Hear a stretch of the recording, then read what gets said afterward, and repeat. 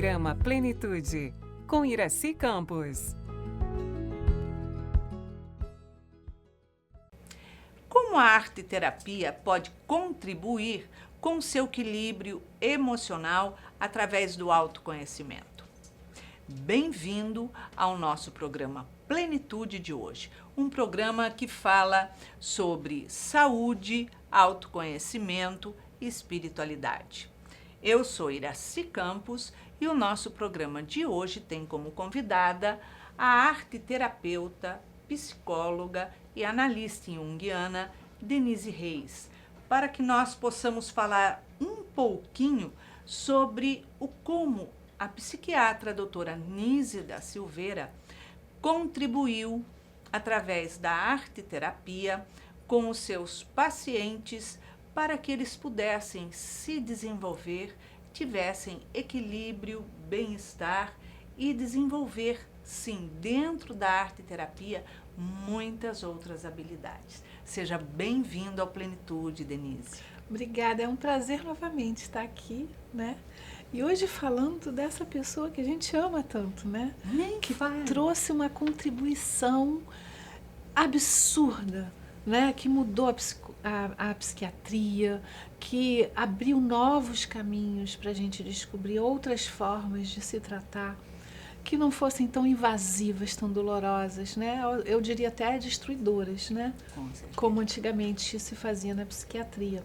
Ela realmente é um anjo, né? Nessa questão da saúde mental. Né? Foi um divisor de águas. Ela, como estudiosa, tendo passado 2 anos com Jung na Suíça, então ela conheceu a psicologia. Ela foi a precursora da psicologia no nosso país, né? A psicologia analítica e junguiana. E ela desenvolveu a arte-terapia. Ela é a precursora de todo esse trabalho que está sendo feito, né? Sim. Na época, era muito chamado de terapia ocupacional. Mas a terapia ocupacional, ela na verdade se ocupa hoje de outras tarefas, né? Na parte da cognição, de alguns elementos que ela traz, algumas técnicas, né? Para que pessoas que tiveram algum prejuízo, né? No cérebro, cognitivamente, de outras formas, possam se restabelecer. Mas o que ela fazia de fato naquela época, hoje a gente chama de arte-terapia. Exatamente. Né? Então ela foi uma pioneira aí nesse campo. Foi muito interessante como que ela descobriu, porque ela não tinha nada, né? Jogaram ela dentro lá de um espaço. Uma salinha abandonada, exatamente, suja. Quando ela se esquivou, até realmente ela se negou a fazer eletrochoque. E outras formas de se tratar que eram muito invasivas e muito dolorosas, né? Então eles falaram, bom, já que não vai fazer, não vai ser um problema, né, pra gente. Então vamos botar ela num canto e ela vai ficar ali com os pacientes que são esquizofrênicos e ela que se vire. E quando ela chegou nesse lugar, não tinha nada, era uma imundície, ela não tinha absolutamente nada. A única coisa que ela conseguiu arrumar para estar ali eram pincéis e tintas, né? E aí foi assim que ela começou a trabalhar com os pacientes. Foi meio que uma intuição, né? Assim, então vamos embora, né? E uma inspiração da espiritualidade, né? Porque na verdade ela foi preparada para vir trazer esse trabalho e principalmente aquelas pessoas sem rostos, pessoas indesejáveis, pessoas que quando uma família tinha alguém com problema mental, simplesmente depositava nos manicômios e se afastava. E todo mundo vivia como se não existisse aquela pessoa, porque isso era uma vergonha para a família. E lá era um depositório de pessoas com inúmeros problemas, né? Isso. E é muito interessante, Iraci, porque no início ela ia dando as tintas, né, ia observando, mas para dar uma ocupação mesmo para eles, né? Por isso a terapia ocupacional no início. E ela começou a observar os comportamentos. E através de alguns pacientes que eram muito rebeldes, ela começou a utilizar do afeto para tratar também esses pacientes. Foram ficando mais calmos, né? Mais Sim, acessíveis. eles foram abrindo espaço, um espaço que antes não era possível para ela. E como naquela época tanto a psiquiatria, né, como os estudos que envolviam, era muito de uma postura médica, né, um muro entre o médico e o paciente, principalmente no que se diz respeito ao esquizofrênico, ali ela começou a utilizar de afeto, porque ela pensou, bom, eu não vou conseguir trabalhar com este paciente. Não tinha como acessar aquele cérebro, né? Exatamente. E foi ali que ela teve um ganho absurdo, tanto que ela fala que o que cura é o afeto, né? E começou a trazer esses elementos da arte-terapia. Nesse campo, ela foi muito feliz porque quando ela enviou os resultados das pinturas para Jung logo percebeu, opa, peraí, tem alguma coisa aqui que do outro lado do mundo estão sendo feitas pinturas iguais às daqui da Suíça, em que são realidades completamente diferentes, que eram as mandalas, né? E aí ele ficou interessado, escreveu, e isso abriu espaço não só para a doutora Anise e a Suíça conhecer Jung, mas como fazer uma exposição dos pacientes dela. E ali pôde-se examinar melhor, né, características hoje expostas no Museu do Inconsciente, no Engenho Novo, onde você percebe essas mandalas e a evolução delas, porque um mesmo paciente, ele desenhava essas mandalas, né, uma após a outra, e a cada vez que ele desenhava, essas mandalas iam se modificando. E o que é o interessante da mandala? Que você tem o centro, né, e depois todos aqueles desenhos que vão em torno daquele centro, o que caracteriza uma mandala. E toda vez que esse centro estava fora, esse paciente estava totalmente desconectado de si mesmo. E aí, na evolução dessas pinturas, você percebe que o centro da mandala vai chegando mais próximo do centro do papel, né? Do centro do próprio desenho. E aí era onde ela percebia que o paciente estava dando respostas também positivas através do comportamento, da comunicação, de toda a forma de se lidar, inclusive com os outros pacientes, né? Estabelecendo afeto, né?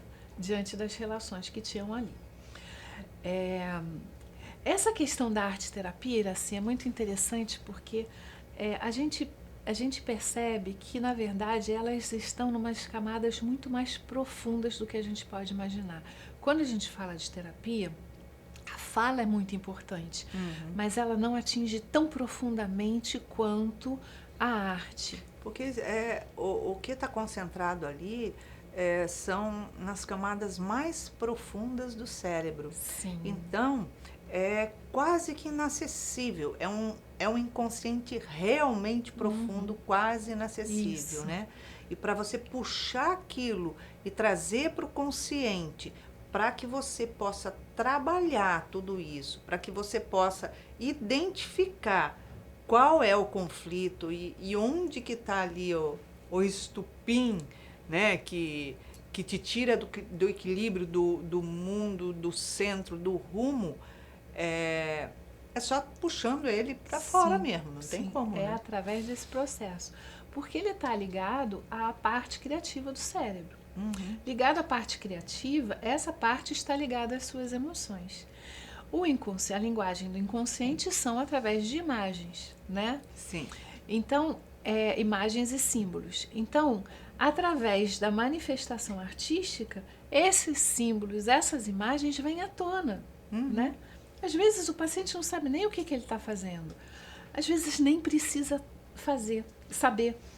Mas na hora que ele está manifestando aquilo, é como se ele estivesse puxando desse fundo que você fala, lá do fundo do inconsciente, trazendo à tona, e ao trabalhar com as suas próprias mãos, é como se ele pudesse pegar aquela emoção, aquele sentimento, aquela imagem e transformar ela. Exato. Por isso que funcionava até com o esquizofrênico, que não tem, né, uma capacidade, talvez, muitos deles, né, não todos, mas de verbalizar. Existem vários tipos de esquizofrenia e vários níveis, né? Isso. Então, às vezes, eles não tinham nem capacidade de verbalizar, mas ali alguma coisa ela foi percebendo que acontecia de muito profunda e que eles realmente atingiam a uma cura um pouco... Cura, a gente não pode falar, mas pelo menos a um processo curativo muito melhor que antes, né? Então, aí, vamos para a sua pergunta logo do início, né? Como é que a gente trabalha essas emoções? Como é que a gente trabalha essas questões que estão tão profundas através da arte-terapia? O nosso consciente, ele pega umas pressas na gente, né? Ele fica muito ligado ao ego. Então, é como a gente exige ser. E que está diante também de uma exigência do social, de tudo aquilo que nos cerca. Ali a gente vai perdendo a espontaneidade. A criança ferida, a criança divina vai ficando em algum lugar muito longe, né? A gente vai trazendo essas personas à tona e no final das contas, o que está ali, a gente nem sabe mais se é mesmo aquilo que a gente é. Então, através desses símbolos que a gente vai trazendo, a gente vai se conhecendo, né? Por isso o autoconhecimento. A gente vai percebendo que ali, puxa, saiu um desenho, por que será que eu desenhei isso? Por que será que eu botei essas cores? E aí a mente parece que vai se ajustando, vai entendendo o que aqueles processos todos estão ali. E aí é que a gente vai entendendo a linguagem do inconsciente. O que o inconsciente está me trazendo de mensagem sobre mim mesmo? E aí vem luz, vem sombra, o self manda mensagem. E dentro dessa expressão, porque a gente nunca se preocupa com a forma e sim com a expressão. É ali que você tem a oportunidade de transformação. Quando você começa a deparar com aquela situação e identificá-la. Isso. Para poder ver onde é que você tem que mexer e de que forma. A arte, por si só, ela já é extremamente terapêutica, né? E tem um caso clínico muito interessante de uma pessoa que estava numa depressão muito profunda. Não abria a boca para falar nada. E que vinha para a terapia e ficava calada. Não se manifestava. Então foi proposto, como ela não queria nem pintar, nem desenhar, foi proposto que ela procurasse dentro do que foi oferecido dentro de uma caixa, vários recortes de revistas e imagens, o que chamasse atenção. Uma imagem. E ela achou um tatu. Ela colou o tatu numa cartolina e ficou olhando para aquele tatu. E olha que interessante, o tatu vive dentro de uma casca, né? Sim. Aquela coisinha bem encolhidinha, né? E aí eu propus que aquele tatu fosse trabalhado, né? O que a gente podia fazer com aquele tatu? E aí, naquela sessão não se fez nada, mas a gente voltou na outra, né? E aí, durante várias sessões, ele ia botando uns elementos. E aí ele botou sol, ele botou uma árvore, ele desenhou o chão, né? Estabilidade, né? Ele cresceu as patinhas que eram muito curtas, quer dizer, isso simbolicamente, né, te ele dá tá mais embutido, movimento, né? Dá né? movimento. Né? Ele deu um corte na cabeça e botou a cabeça um pouquinho mais alta. E de repente esse tatu... Tá saindo da casca já. Tava saindo da casca. E de repente esse tatu tava ali num colorido. E cada sessão, cada movimento que ele fazia, foi possível perceber que ele já estava verbalizando, que ele já estava ali, né, trabalhando as questões. E no final ele estava sorrindo com o tatu dele. Isso é esse movimento que acontece, onde você pode, com as suas mãos, eu vou modificar. Né? Sim. E a arte-terapia, ela abre espaço. para diversos materiais que têm mais rígidos, mais soltos, né? Você trabalha, por exemplo, introspecção, botando papéis e bastante tinta para abrir. Outras pessoas que são expansivas demais, que chegam, né, a ser até histriônicas, você fecha, dá um papelzinho pequeno. E tem vários materiais, o de mais controle, o de menos controle, como é o caso da aquarela, que a água dilui. Inúmeras formas de você trabalhar os a sentimentos. própria história, né? Os contos. Os contos, esses são maravilhosos, né? Porque a história, ela é vivenciada de uma forma muito interessante. Existe uma diferença entre contos de fada, né? E as sagas, né? As sagas do herói, esses representados por personagens onde são muito próximos do ser humano. Então você percebe ali uma personificação de alguma coisa. E eles são muito importantes. Mas quando você chega nos contos de fada, não é tão concreto. E ali é que se vem toda a força arquetípica diante daqueles personagens, do que está em torno daquela história. E quando você trabalha essas histórias, elas ressoam internamente, porque ela é como o Jung falava, né? É através desses arquétipos que a gente vai se tratar. É através deles que a gente vai se conhecer. Né? Porque muitas vezes a gente é tomado pelo arquétipo e a gente não tem consciência disso. Muitas vezes o arquétipo é um caminho e a gente não tem consciência de nada disso. Através desses contos é possível vivenciar questões internas, profundas, às vezes difíceis de dissolver, e ali você pode abrir espaço para isso. Não precisa ser criança. Na verdade... Geralmente não é nem criança, nem né? criança, são adultos. É verdade. Na verdade, é uma reprodução dessa criança que está lá, né? Essa criança divina ou a criança ferida, que você vai buscar em elementos lúdicos que trazem à tona a imaginação, que trazem à tona a espontaneidade, né? Os puros de coração, para você se encontrar com a sua verdade, para você poder se ver sem preocupação nenhuma de alguém que possa te recriminar, da crítica. Não, é ali que você vai se permitir ser, né? Exato. Então você busca elementos da infância para justamente trabalhar ali esse campo. Quando a gente pega um conto, né, uma história,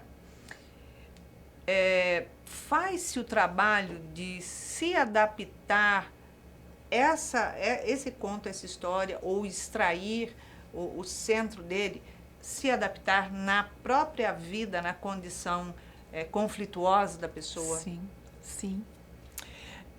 Eu me lembro de um trabalho que a gente fez, que a história era dos sapatinhos vermelhos, né? Que era uma menina, não vou contar a história toda, que ela é longa, mas era uma menina que tinha ganho os sapatinhos vermelhos.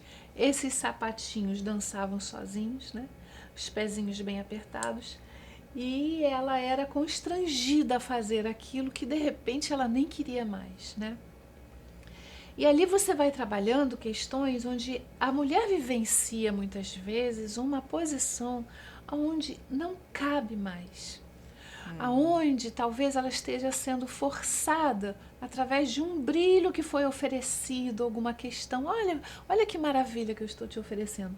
E de repente essa mulher não é tão maravilhoso assim para ela, né?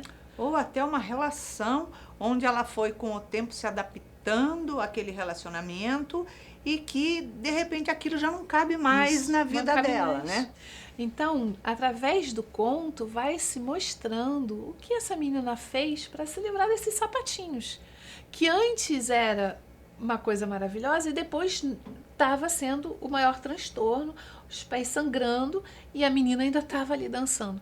Então, nesse movimento, a pessoa, ao ouvir o conto, ela vai se remetendo às suas questões e ela vai percebendo, peraí, será que tem alguma coisa da minha vida que parece muito com isso? E ela mesma vai buscando entender, como é que eu tiraria esses sapatinhos? Quem eu seria sem os sapatinhos? Né? Onde que está a força dentro de mim para que eu possa fazer esse movimento de interromper um processo onde eu não quero vivenciar mais? Isso. E é ali que você consegue trabalhar todas as questões. Você não precisa fazer muito. Você traz os elementos, você traz a história e a própria pessoa faz o caminho, né?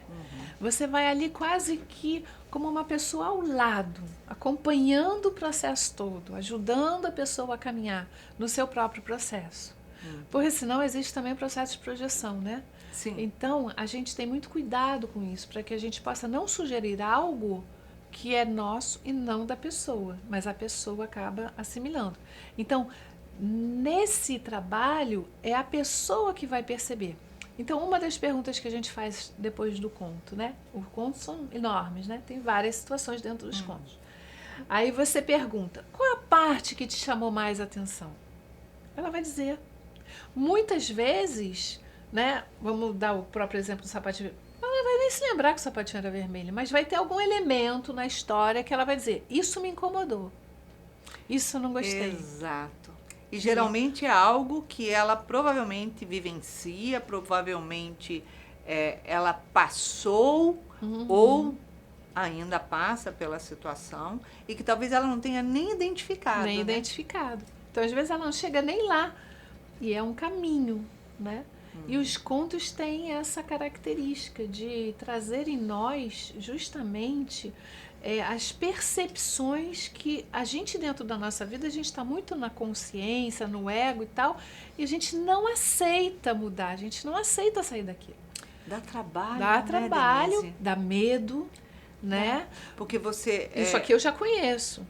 Eu tô acostumada nessa zona de conforto. Sim. Mas é trabalhoso eu tomar uma atitude, sair dela e o que vem pela frente eu não conheço. Então, o fato de não saber, não conhecer, gera medo. O medo, uma insegurança. Então, você trabalhar a coragem dentro de você, a determinação, não de enfrentar aquilo, mas a determinação de que vou mudar a minha vida, não quero mais isso te impulsiona com coragem a ir em frente. Sim, né? sim. E muitas vezes isso vem através dessas histórias, né? Que são histórias que curam, aí sim. Porque é a pessoa que faz esse movimento em busca da sua própria cura, né? Em busca de se libertar dessas amarras, dessas condições sociais que muitas vezes são impostas e a gente nem percebe que está vivendo aquilo por alguma ideia, né? Muitas vezes essas ideias vêm dos pais. Ah, sim. A gente não estava falando antes de uma situação assim parecida. Essas ideias que passa de geração para geração e aí chega um momento que alguém vai ter que romper com essa ideia. Porque essas ideias elas são assimiladas, mas elas não são questionadas. Exato. Elas simplesmente são recebidas como é assim que deve ser. Né? É assim que eu aprendi. Né? É assim que me foi orientado. E elas não são questionadas. E é muito difícil romper com elas porque elas vêm, né, do materno. Então, o complexo materno ele tem uma força violenta. Mas o complexo materno, ele nasce em cima da mãe, que tinha uma outra mãe, tinha uma outra mãe. Assim também como o pai. Mas que em algum momento você acolhe esse materno sem que você precise assimilar tudo. Você separa o joio do trigo, né? Você se distanciar. Distanciar daquilo que você... Ela é minha mãe, mas não sou eu, e eu não sou a continuidade dela, ela é ela, eu sou. Então, quando você faz essa separação, você corta tudo aquilo Sim. que te prende, né? Seus conflitos. É a capacidade que a gente tem de raciocinar em cima de situações. E aí quando você começa a olhar de frente para aquilo, você começa a ter o poder de dizer não, isso não me serve mais. Eu estou em um outro momento e eu não vou passar isso adiante. Então eu rompo com aquele ciclo, né, que parecia eterno, que não acabava nunca, mas que não fazia o menor sentido, nem para você, nem para a época que você vive e nem para a situação que envolve tudo aquilo que você já estava criando. Muitas vezes essa pessoa ela está passando para os filhos sem também perceber, num nível em que existe uma falta de percepção. E através disso tudo é possível perceber. Assim, tem trabalhos lindíssimos, tanto individuais quanto em grupo. E a doutora Anise soube, né, iniciar esse processo com muita maestria. E mergulhou, e você falou assim, ela ficou lá, né, 2 anos depois ela vem para o Brasil, ela funda o primeiro Instituto Jungiano, e que eu acredito que também foi uma contribuição muito grande, não só para a psicologia junguiana, mas para as psicologias, porque quando a gente fala de psicologia integrativa, né, onde você percebe que cada uma oferece uma parte muito importante, ainda você não descarta, você também fica com aquilo que interessa, separa o joio do trigo, mas você não perde tudo aquilo que tem um grande valor. Se você pegar o livro de Joana, a Joana fala de todos, mas ela diz que todos estão certos o tempo todo? Não. Ela diz, nisso acertou, nisso errou. Mas essa contribuição foi muito boa. Quando chegar aqui no que não vale pra gente, a gente vem por aqui vai pela tangente e vai fazendo o crescimento. Ela faz isso o tempo todo nos livros dela. Do mesmo jeito. Gente, o tempo passa muito rápido, né? Denise, obrigada pela sua presença, uma alegria e super esclarecedor, para que todos possam conhecer um pouquinho da arte-terapia, né? Sim, verdade, foi um prazer. Obrigada. Então, quando a gente se depara com inúmeras ferramentas para a gente modificar a nossa vida, para a gente fazer um mergulho para dentro e ali alçar para o autoconhecimento, a gente tem uma quantidade tão grande de ferramentas que isso se torna mais fácil, a gente lapidar as nossas emoções, sem se agredir, com leveza, você escolhendo ali as ferramentas que você vai se adaptar, vai utilizar, porque a felicidade só é possível quando a gente tem autoconhecimento. Caso contrário, a gente sempre está buscando uma felicidade fora, externa, e lógico, a gente nunca vai encontrar. Então é isso, compartilhe o nosso programa, porque muito mais pessoas vão poder também avaliar, pensar e fazer uma reflexão. Então, aqui deixamos um super beijo carinhoso para que a sua semana seja maravilhosa, gloriosa.